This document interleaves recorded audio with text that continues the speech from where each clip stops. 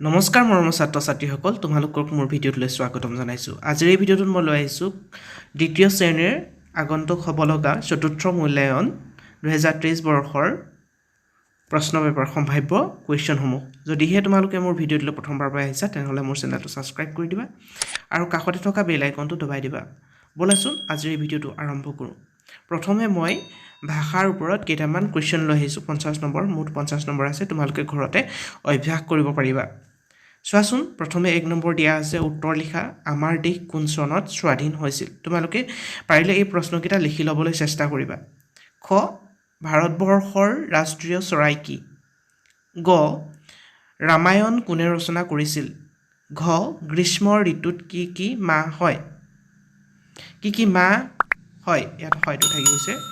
2 number আছে যুক্তাক্ষৰ ভাঙা। এইকেইটা যুক্তাক্ষৰ ভাঙি দিবা।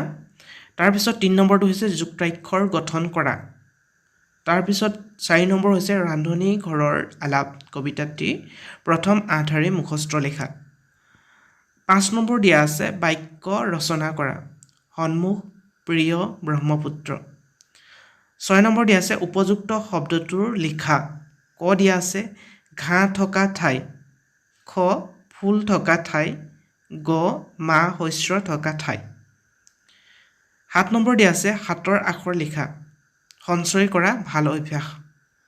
8 নম্বৰ দিয়া আছে পঢ়া। এইকেইটা তোমালোকৰ 4টা শব্দ দিয়া আছে, 4টা শব্দ তোমালোকে পঢ়িব লাগিব। বিশ্ব বৰেণ্য, উত্তোলন, ভোগেশ্বৰী, অট্টালিকা। এতিয়া মই চতুৰ্থ মূল্যায়নৰ ইংলিছ বিষয়টোৰ ওপৰত লৈ আহিছোঁ। প্ৰথমটো দিয়া আছে এনচাৰ দিছ কুৱেশ্যনছ। তলৰ প্ৰশ্নকেইটা উত্তৰ কৰিব লাগিব। এ নম্বৰ দিয়া আছে where are Ranjit and Mili busy? উত্তৰ লিখি দিবা। মই কৈ দিছোঁ Ranjit and Mili busy are reading a newspaper. Who lost the umbrella? Jonak Doloi lost the umbrella.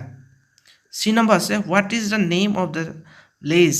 The name of the village is Rangpur. What is the name of the town? The name of the town is Barnagar.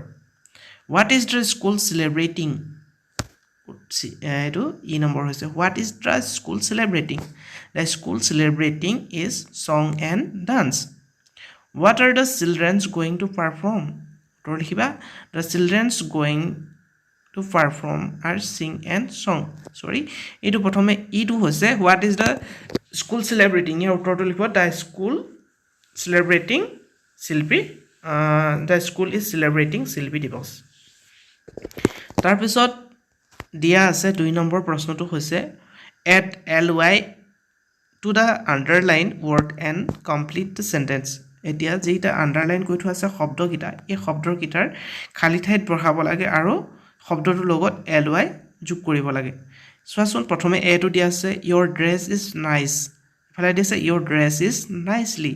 এইটো nice শব্দটোৰ ইফালে nice শব্দটো লিখি লাষ্টত ly যোগ কৰি দিব লাগে। ঠিক তেনেধৰণে বিটো দিয়া আছে you have a sweet voice. ইয়াত you sing sweet, your sing sweetly, ইয়াত চুইটলি শব্দটো লিখিব লাগিব। চি নম্বৰ দিয়া আছে the sun is bright. The sun is shine brightly. 5 number দিয়া আছে ৰাইট দ্য অপজিট ৱৰ্ড। শব্দ 5টা দিয়া আছে, এই 5টা শব্দৰ অপজিট ৱৰ্ড লিখিব লাগে। Small, big, thick, thin, inside, outside, tall, short, in, out. এতিয়া পাৰিবা। আৰু 4 নম্বৰ হৈছে এৰেঞ্জ দ্য লেটাৰ। এই লেটাৰখিনি এৰেঞ্জ কৰিব লাগে। প্ৰথমটো দিয়া আছে, প্ৰথমটো শব্দটো ট্ৰেইলাৰ হ'ব, 2 নম্বৰটো হ'ব কাৰ্পেণ্টাৰ আৰু 3 নম্বৰটো হ'ব উইভাৰ আৰু 4 নম্বৰত হৈছে বৰ্ডমেন।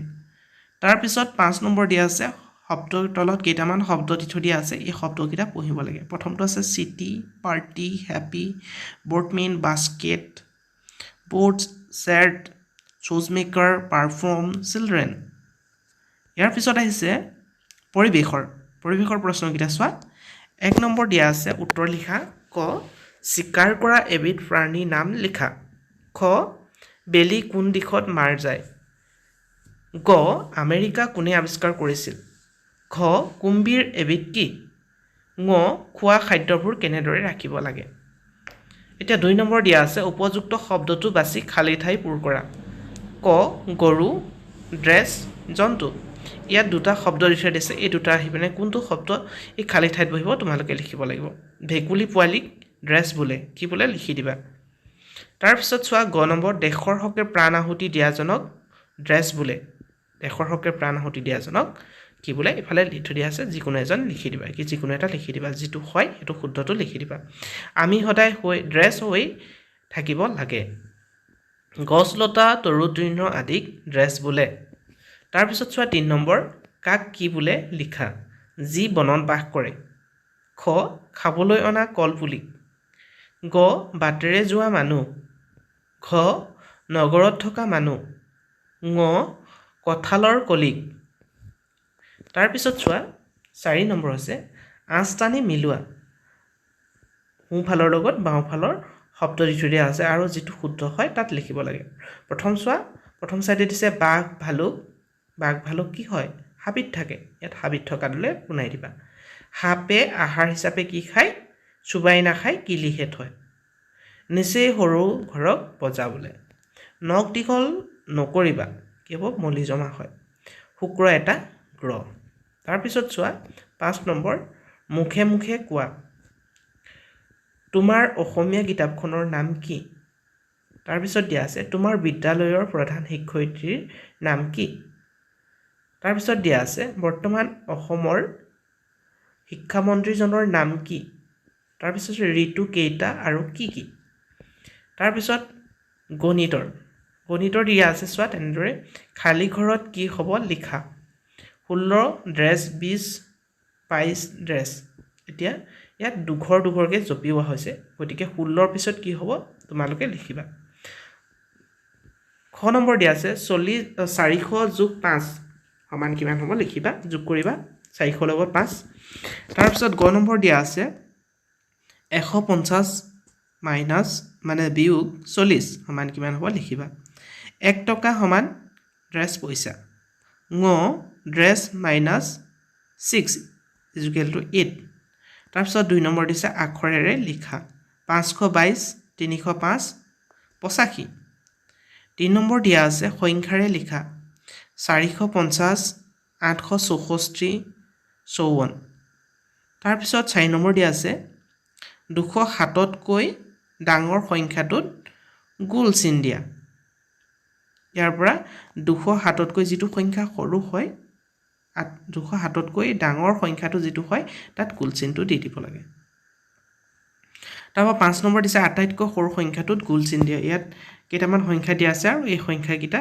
ভিতৰত কোনটো আটাইতকৈ সৰু সেই সংখ্যাটোত গোল চিন দিব লাগে তাৰপিছত 6 নম্বৰ দিয়া আছে চানেকিটো সম্পূৰ্ণ কৰা তাৰপিছত আছে 7 নম্বৰ যোগ কৰা এইকেইটা যোগ কৰিবলৈ দিয়া হৈছে আৰু 8 নম্বৰ বিয়োগ কৰা আৰু 9 নম্বৰ দিয়া আছে এডাল পেন্সিলৰ দাম 5 টকা এডাল ৰবৰৰ দাম 3 টকা আৰু এটা কলমৰ দাম 10 টকা হ'লে মুঠ কিমান টকা হ'ব এটো কৰিব লাগিব তাৰপিছত তোমালোকক দিয়া আছে কলা শিক্ষাটো চোৱাচোন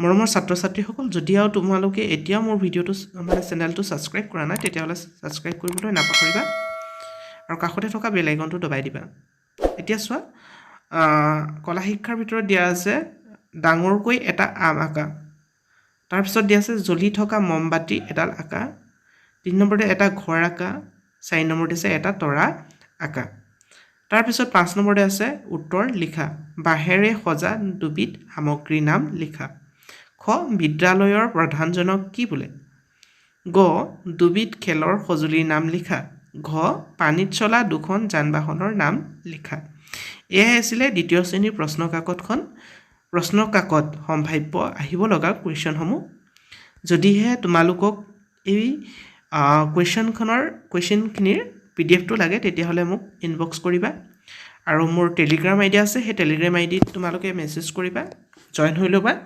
নহ'লে তোমালোকৰ হোৱাটছএপ নাম্বাৰ আছে যদি হোৱাটছএপ নাম্বাৰ দিবা মই তোমালোকক ইয়াৰ পিডিএফটো দি দিম ধন্যবাদ যদিহে ভাল লাগিলে সাবস্ক্ৰাইব কৰি দিবা থ্যাংক ইউ সো মাচ